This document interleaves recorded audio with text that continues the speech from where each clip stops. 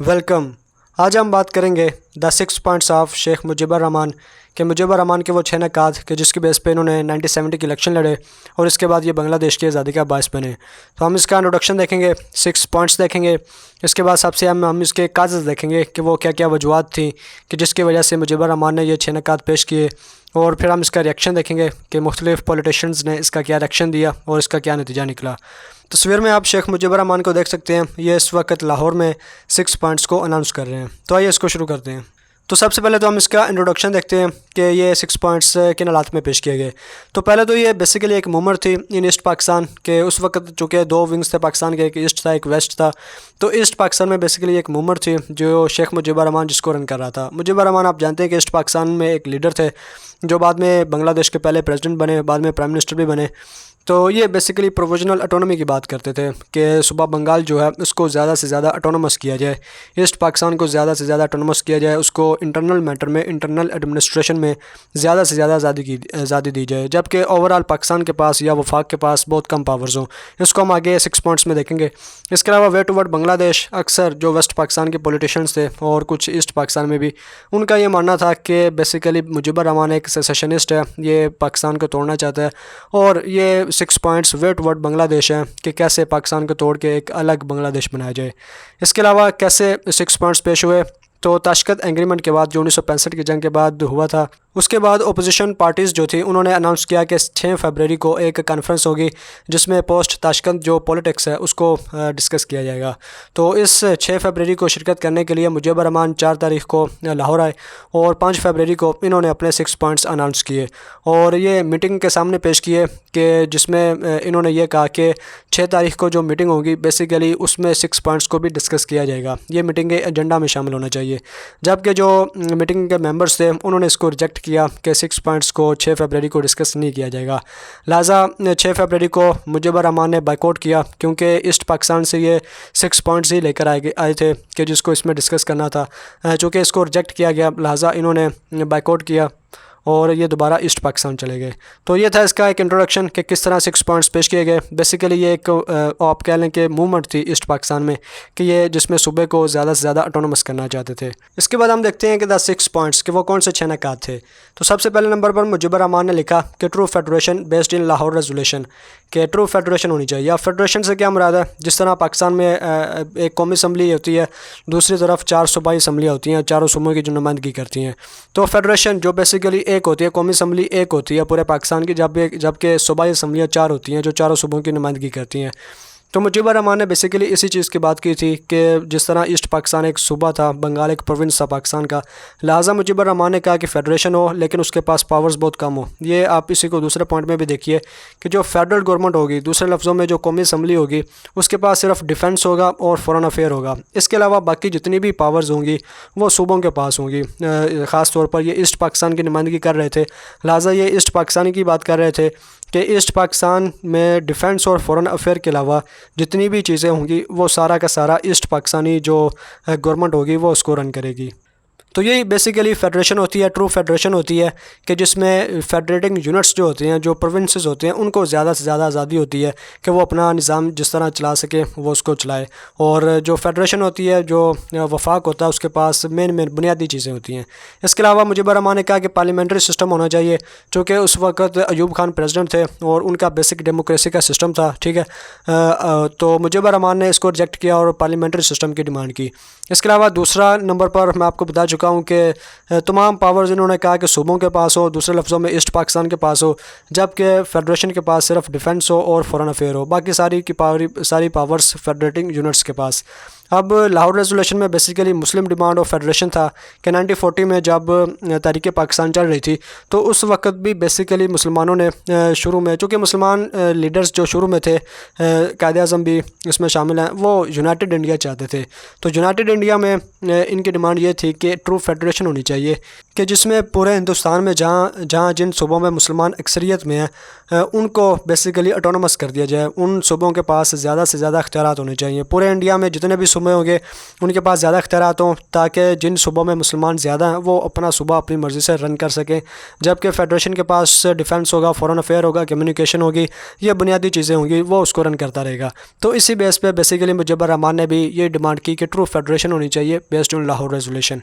इसके बाद तीसरे नंबर पर मुजब्बर रहमान ने डिमांड किया कि 2 सेपरेट करेंसीज़ होनी चाहिए। ठीक है, ईस्ट और वेस्ट पाकिस्तान में 2 सेपरेट करेंसीज़ होंगी और कॉन्स्टिट्यूशनल इस बात को इंश्योर करेगा कि ईस्ट पाकिस्तान से वेस्ट पाकिस्तान में जो फ़्लाइट ऑफ कैपिटल है वो ना हो। इसके अलावा separate fiscal and monetary policy for east Pakistan होगी। अब इसका क्या मतलब है? इसका मतलब यह है कि चूँकि मुजब्बर रहमान का ये मानना था कि इकोनॉमिकली ईस्ट पाकिस्तान की डिस्क्रिमिनेशन हो रही है, एक्सप्लॉयटेशन हो रही है, लिहाजा अगर 2 सेपरेट करेंसीज़ होंगी ईस्ट पाकिस्तान की और वेस्ट पाकिस्तान की, तो इससे इकोनॉमिक एक्सप्लॉयटेशन नहीं होगी ईस्ट पाकिस्तान की। इसके अलावा separate fiscal and monetary policy का मतलब ये है कि पाकिस्तान में रुपए की कदर कम ज़्यादा हो सकती है, ईस्ट पाकिस्तान में कम ज़्यादा हो सकती है। चूँकि करेंसीज़ डिफरेंट होगी, लिहाजा उनकी वैल्यू भी डिफरेंट हो सकती है अगर उनकी separate fiscal and monetary policy होगी। इसके अलावा चूँकि ईस्ट पाकिस्तान की उस दौर में 1960 तक जितनी भी एक्सपर्ट्स होती थी वो ज़्यादातर उनका जो सरमाया था वो ईस्ट पाकिस्तान से आ रहा था। जितना भी पाकिस्तान सामान बाहर फ़रोख्त करता उनका तकरीबन 70% ईस्ट पाकिस्तान से आ रहा था, लेकिन बाद में वो वेस्ट पाकिस्तान में आ जाता। लिहाजा उस चीज़ को रोकने के लिए ये प्रोविज़न शामिल की गई कि 2 करेंसीज़ होंगी जिनकी अलग-अलग मॉनेटरी पॉलिसी होगी और कॉन्स्टिट्यूशन इस बात को इंश्योर करेगा कि ईस्ट पाकिस्तान से वेस्ट पाकिस्तान में पैसा ना आए। तो ये तीसरे नंबर पर इन्होंने ऐड किया। इसके बाद चौथे नंबर पर इन्होंने कहा कि power of taxation and revenue collection to the federating units. अब चूँकि दूसरे नंबर पर इन्होंने ये कह दिया था कि डिफेंस और फॉरेन अफेयर सिर्फ फेडरेशन के पास होगा, बाकी सारी चीज़ें फेडरेटिंग यूनिट्स के पास होंगी, तो ये चीज़ अंडरस्टूड है कि इसमें टैक्सेशन भी आ जाता है, रेवेन्यू कलेक्शन भी आ जाता है, कि ये बेसिकली जो सूबे होंगे, फेडरेटिंग यूनिट्स होंगे, वो इसको रन करेंगे। इसके अलावा federation would be given a share to meet its expenditure. अगर फेडरेशन कोई इनिशिएटिव लेती है, कोई काम करना चाहती है, या उसके जो एक्सपेंडिचर हैं वो उसको प्रोवाइड करेंगे दोनों जो विंग्स हैं, ईस्ट पाकिस्तान और वेस्ट पाकिस्तान। तो ये चीज़ें इसमें शामिल आती हैं। इसके बाद पांचवा जो प्रोविज़न थी ये बहुत इंपॉर्टेंट है और बाद में इसी चीज़ को बहुत ज़्यादा क्रिटिसाइज़ किया गया। इसमें क्या है कि 2 separate account for foreign exchange earning for 2 wings, के 2 अलग-अलग अकाउंट्स होने चाहिए दोनों विंग्स में, ईस्ट पाकिस्तान में और वेस्ट पाकिस्तान में, कि बाहर से जितना भी सरमाया कमाया जाए ज़रे एक्सपर्ट्स के ज़रिए, तो उसके लिए ईस्ट पाकिस्तान और वेस्ट पाकिस्तान में 2 अलग से बैंक्स होंगे। इसके बाद constitution would empower units to establish trade links with other countries, कि कॉन्स्टिट्यूशन अब इस चीज़ को इंश्योर करेगा कि जो कॉन्स्टिट्यूशन फेडरेटिंग यूनिट्स हैं वो दूसरे कंट्रीज़ के साथ ट्रेड कर सकते हैं। अब इसकी मिसाल ये है कि आप पाकिस्तान की फ़र्ज़ कर लें कि पाकिस्तान में अगर ये चीज़ अप्लाई हो जाए तो इसका मतलब ये है कि सूबा पंजाब अपनी मर्ज़ी से दूसरे कंट्रीज़ के साथ ट्रेड करेगा, बलूचिस्तान अपनी मर्ज़ी से करेगा, सिंध अपनी मर्ज़ी से करेगा, KPK अपनी मर्ज़ी से करेगा। फेडरेशन का इस बात में कोई असर रसूख नहीं होगा। इसके अलावा ईस्ट पाकिस्तान से जो चीज़ें बाहर बेची जाएंगी उनसे जो पैसा आएगा वो ईस्ट पाकिस्तानी बैंक्स में जाएगा। वेस्ट पाकिस्तान में जो चीज़ें बाहर बेची जाएंगी या जो पैसा वो कमाएगा वो वेस्ट पाकिस्तान के बैंक्स में आएगा। लिहाजा 2 सेपरेट बैंक्स होंगे। ये चूँकि पिछले प्रोविजन से भी रिलेट हो जाता है कि जिसमें 2 सेपरेट करेंसीज़ की बात की गई थी। ठीक है, तो ये सारी चीज़ें ऐसी में आती हैं। बेसिकली इसमें अहम चीज़ थी कि फेडरेटिंग यूनिट्स जो हैं उनको ये एम्पावर करने की बात हो रही थी कि वो जिन कंट्रीज़ के साथ चाहें अपने ट्रेड लिंक्स कायम करें। लिहाजा इस चीज़ को बाद में बहुत ज़्यादा क्रिटिसाइज़ किया गया, क्योंकि अगर बेसिकली ट्रेड बुनियादी चीज़ होती है कि जिसके ज़रिए आप दूसरे कंट्रीज़ के साथ लिंक्स, डिप्लोमेटिक लिंक्स कायम करते हैं। तो अगर ये फेडरेटिंग यूनिट्स के पास चला जाए तो वो एज अ कंट्री आप नहीं कह सकते कि पूरा पाकिस्तान रन कर रहा है, तो वो बेसिकली एक अलग होने वाली बात होगी। इसके बाद छठे नंबर पर आता है east Pakistan would have a separate military. East Pakistan की अपनी एक अलग से आर्मी होगी। Navy headquarter should be in east Pakistan, के नेवी हेडक्वार्टर जो होंगे वो ईस्ट पाकिस्तान में होंगे।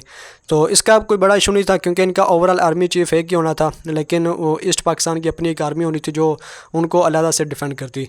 तो बहरहाल जो 5वां पॉइंट है, इसके अलावा जो तीसरा पॉइंट है ये ज़्यादा इंपॉर्टेंट थे। इसके बाद चौथा भी इसमें आ जाता है क्रिटिसिज्म में, तो उसको हम आगे देखेंगे। बाद में भुट्टो ने बेसिकली इन्हीं चीज़ पर क्रिटिसाइज़ किया था और यही बेसिकली बोन ऑफ कंटेंशन थे।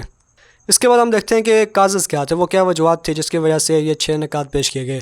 तो सबसे पहले जो सबसे इम्पोर्टेंट आता है वो यही है कि 1950 से 1970 तक पूरे पाकिस्तान में ईस्ट और वेस्ट में जो पैसा खर्च किया गया उसमें वेस्ट पाकिस्तान पर जो पैसा खर्च हुआ वो तकरीबन 11,000 करोड़ रुपए था। ठीक है, और जो ईस्ट पाकिस्तान पर खर्च हुआ वो तकरीबन 4,000 करोड़ रुपए था। तो अब इस चीज़ को आप कंपेयर करिए, सबसे लास्ट में आइए कि 1970 तक पाकिस्तान की जो पॉपुलेशन थी वो ईस्ट पाकिस्तान में 72 मिलियन थी और वेस्ट पाकिस्तान में ये 60 मिलियन थी, ठीक है। तो ईस्ट पाकिस्तान जिसकी पॉपुलेशन 72 मिलियन थी उस पर पैसा खर्च हो रहा था 4000 करोड़, और वेस्ट पाकिस्तान जिसकी पॉपुलेशन थी 60 मिलियन उस पर पैसा खर्च हो रहा था 11000 करोड़। तो यहाँ से बेसिकली इकोनॉमिक डिस्क्रिमिनेशन आती है, ठीक है, और यहीं से बेसिकली कुछ मसाइल पैदा हुए। इसके बाद जीडीपी ग्रोथ की बात करें तो वेस्ट पाकिस्तान 4.4% के हिसाब से ग्रो कर रहा था और ईस्ट पाकिस्तान 2.6% के हिसाब से ग्रो कर रहा था। दोबारा इसको आप पॉपुलेशन से कंपेयर करें तो यहाँ पर भी आपको बहुत ज़्यादा फ़र्क नज़र आता है। ओवरऑल ये 6 बन जाता है कि पूरा पाकिस्तान अयूब खान के दौर में 1960s में 6% के हिसाब से ग्रो कर रहा था। आज 2019 में पाकिस्तान 3% के हिसाब से ग्रो कर रहा है। इसके बाद टिल 1960 ये बात मैं पहले भी कर चुका हूँ कि 70% of Pakistan experts earning was from east Pakistan, कि 1960 तक जितना भी पाकिस्तान बाहर से कमा रहा था उसका 70% सिर्फ और सिर्फ ईस्ट पाकिस्तान से था, ठीक है। लेकिन बाद में ये सरमाया वेस्ट पाकिस्तान में भी आता और इसी तरह ये डिवाइड किया जाता। तो इसी चीज़ को मद्देनज़र रखते हुए 2 सेपरेट करेंसीज की बात की गई। इसके अलावा कॉन्स्टिट्यूशन में ये प्रोविज़न शामिल करने की बात की गई 6 पॉइंट्स में कि कॉन्स्टिट्यूशन इस बात को इंश्योर करे कि ईस्ट पाकिस्तान से वेस्ट पाकिस्तान में जो फ्लो ऑफ कैपिटल वो ना हो। तो ये ज़्यादातर GOT से होता था कि जो बाहर फ़रोख्त की जाती उससे ज़रा मुबादला कमाया जाता और बाद में ये पाकिस्तान में आता। इसके अलावा अगर वर्ल्ड बैंक की बात करें तो वो ज़्यादातर अपनी इन्वेस्टमेंट वेस्ट पाकिस्तान में कर रहा था। इसके अलावा शुरू में कल्चरल और लैंग्वेज प्रॉब्लम बहुत ज़्यादा थे, जिसमें कौमी ज़बान का बहुत ज़्यादा आता है कि शुरू में जब कॉन्स्टिट्यूशन बन रहा था तो उर्दू को कौमी ज़बान बनाया गया, बाद में बंगालियों ने बंगाली ज़बान की बात की और ये मसले चलते रहे। इसके अलावा ब्यूरोक्रेसी की बात करें तो 15% सिर्फ पूरे पाकिस्तान में, जिनकी आबादी 72 मिलियन थी, लेकिन ब्यूरोक्रेसी में ये सिर्फ 15% थे और आर्मी में ये सिर्फ 10% थे। बाकी आर्मी 60 मिलियन पॉपुलेशन वाले वेस्ट पाकिस्तान की थी कि जिसमें मिलिट्री और ब्यूरोक्रेसी का एक बड़ा हिस्सा था। फिर इसमें आता है पॉलिटिकल डिस्क्रिमिनेशन। इसकी सबसे बड़ी मिसाल तो 1970 के इलेक्शन है कि जिसमें मुजीबर रहमान ने ना सिर्फ मेजॉरिटी बल्कि एब्सोल्यूट मेजॉरिटी हासिल की, लेकिन बाद में उन्हें पावर ट्रांसफ़र ना की गई। इसके अलावा अगर हम पॉपुलेशन की बात करें तो 1970 तक ईस्ट पाकिस्तान की पॉपुलेशन थी 72 मिलियन और वेस्ट पाकिस्तान की पॉपुलेशन थी 60 मिलियन। लेकिन आज 2019 की बात करें तो पाकिस्तान की पॉपुलेशन है 220 मिलियन और बांग्लादेश की पॉपुलेशन है 168 मिलियन। तो ये काफ़ी बड़ा डिफरेंस है और इस चीज़ को आप ज़हन में रखिए। इसके बाद हम देखते हैं रिएक्शंस के, इन 6 पॉइंट्स पर रिएक्शंस क्या थे। तो अयूब जो कि उस वक्त प्रेसिडेंट था तो उसने तो मुजीबर रहमान को सेपरेटिस्ट कहा कि ये है ही अलहदगी पसंद, ये बेसिकली बांग्लादेश को अलग करना चाहता है, सूबा बंगाल को अलग करके एक अलग कंट्री बनाना चाहता है। लिहाजा उसने तो बिल्कुल 100% इस 6 पॉइंट्स की मुखालफत की। अगर भुट्टो की बात करें तो भुट्टो शुरू में तो इसकी मुखालफत कर रहा था 6 पॉइंट्स की, लेकिन बाद में वो मुजीबर रहमान के साथ निगोशिएट कर रहा था, निगोशिएशन इनके दरमियान चल रही थी। इसी तरह मुजीबर रहमान शुरू में काफ़ी फ्लेक्सिबल था, वो भी निगोशिएशन कर रहा था और उसने इस बात को इंश्योर किया कि ये 6 पॉइंट्स इन पर बात की जा सकती है।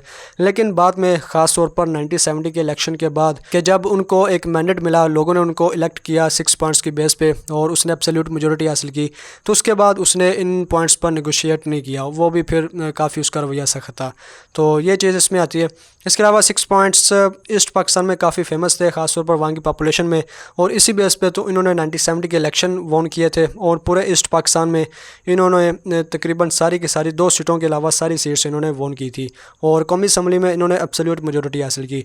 इसके अलावा यही चीज़ मैंने नीचे भी लिखी है कि ये 70 है कि 70 इलेक्शन इन्होंने 6 पॉइंट्स की बेस पे लड़े और जीते भी।